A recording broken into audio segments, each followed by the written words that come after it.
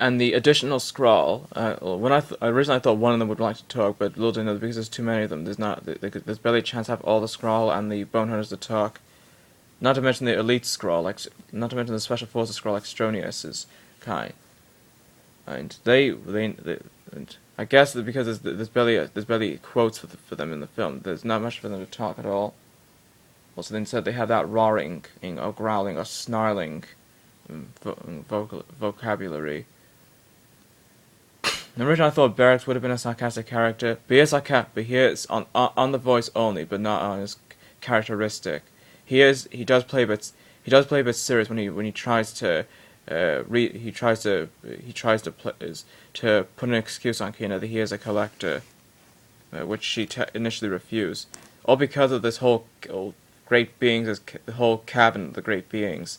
You know that place where Barrett's first appeared in, and Kina keeps tries to hit him with a trident, and he goes, "I have the right to claim anything I want because it's junk that no one needs anyways." That kind of thing. In that place, all she complains is all because of that. Little did she know that what she took up, but what she could have known is that ain't her cabin.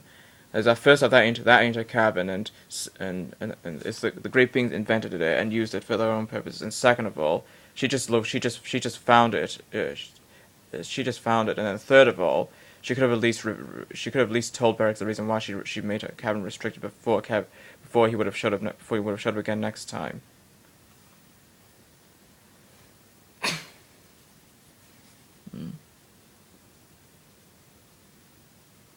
So yeah, Kina's characteristic. The only least part of Kina's characteristic will be being persistent about her cabin, about the cabin, but until her reason was fixed. And when Barrett got buried in the rubble, she kind of regretted that. So at least she went to a change of heart. So at least she went to a change of heart, which we will like to see more of. The 2 sequels did come out, And yeah, I forgot to point out, one more thing about Tuma's voice. He ain't the only one who sounds a bit snaky. The Fallen in Transformers Revenge of the Fallen does also sound a bit more snaky too. So I guess, as opposed to Social, Tuma competes against the Fallen in Transformers. And heck, this film came out the same year as Transformers Revenge of the Fallen and did.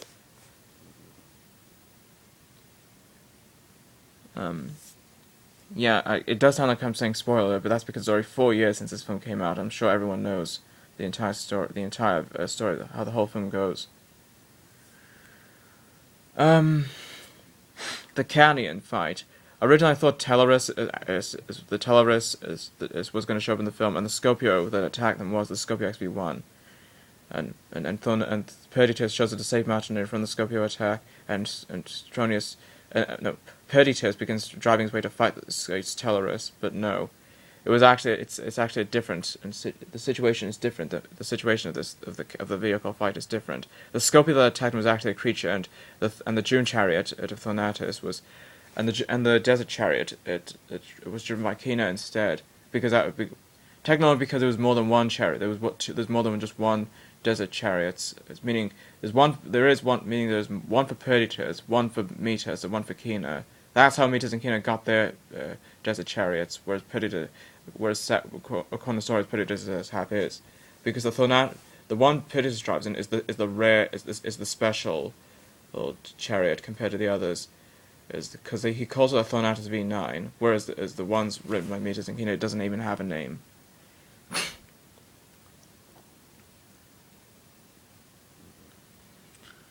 And the shield, by the way, what almost freaked me out is that the front of the shield is that they have Click's eyes on it. See where Martinui's hand is. It's covered with Click's eyes. It freaked me out when I saw that scene. But at least it explains that Click the Click at least explains it's a living shield due to the Click transforming into it. I thought it was going to be permanent.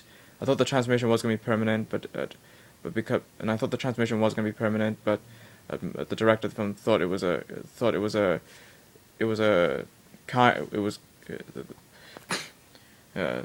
the director thought it would be great. It would be better off if they could have Click transform into 2 forms, a bug and a shield.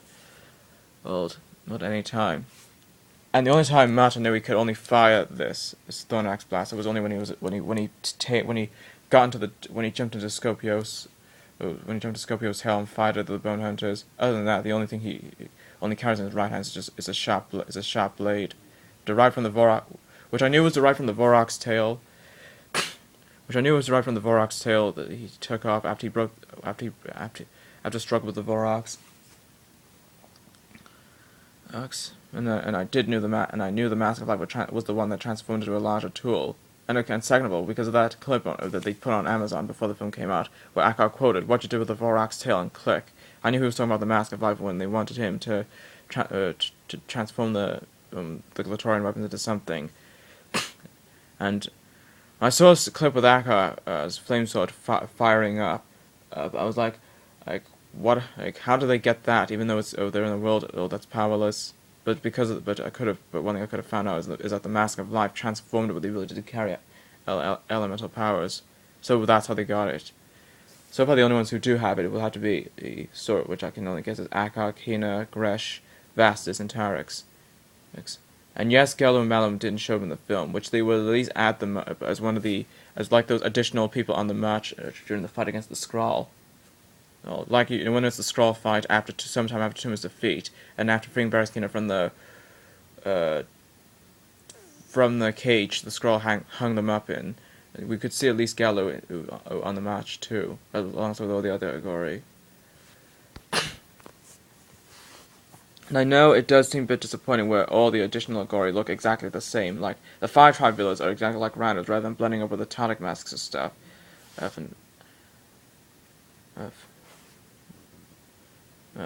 Not to mention the Zask would have been found somewhere around looking at the desert, like in the scene when Martinelli and Mita driving them into volcanoes. There could have been at least a creature like a Zask there. And Strack, they treat his character like a tough wrestler. If anybody knows the first Spider-Man, where Spidey fights against Bonesaw, that's what Strack is kind of like. That's what Strack is kind of like. So that's why he's not much of a full-term part. When he tried to attack Akkar, Martinelli attacked him back. And I knew the Strack would have been banished. The Mita's revenge thing leads me to wonder: is he trying to get his vengeance on the Glatorian? And when I saw the clip where Mita's reveals himself to be the traitor, I was like, now that led me to understand why there's a Mita's revenge thing. He's getting revenge on the Glatorian. And I thought the scene where he says he could always pick a winner, I thought that was the Mita's revenge thing. But no. That was a scene in the film after Tuma's defeat. The Mita's revenge thing is where he's already transformed to a snake. When the Glatorian talked about what to expect in the 2010 story element, and Mita's was trying to kill him with a rubble, but Click drove him off until a horde of Scarabacs hurled him off the canyon, never to be a threat. I thought he was going to snake forever, but according to the Sama's tale, he did come back to being a gory again. And so, I could be wrong on that. The Mita's revenge thing is how I kind of found out that the film's a bit sarcastic compared to the others. But at least the only good thing is that it doesn't play too much passion and emotions. It does take itself seriously. Which is why I'm kind of fond about reboots. It's except for the Amazing Spider-Man a little bit, because they kind of copied Batman Begins on the first draft. But speaking of Batman, and kind of how Chris kind of revamped the franchise to become not a bit lazy compared to how Schumacher does it, that kind of thing. Whereas this one does take it seriously. Yes, it's sarcastic, but part of it does take it seriously.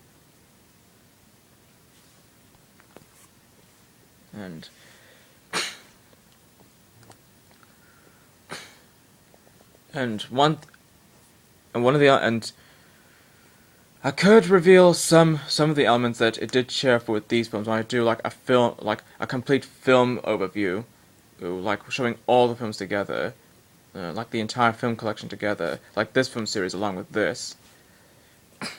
Yes. So I'll think about doing like a complete film overview with all the entire film collection, like showing on all the Miramax trilogy in this and all the Spider-Man trilogy in this to reveal little shared links with it. Shared links. If you saw interesting links to the Dark Knight trilogy of how the elements were the same, like the same music on Ra's al Ghul's defeat was given to the Joker's defeat and Talia's defeat. That kind of overview. I could show them. I can't do a clip. I can't do clips. I can't show clips of these films on YouTube because it's copyright infringement. I could at least show the film cases like. I could show the film cases like this, showing all of it together. That's what I mean. And then go over what they all share in mind.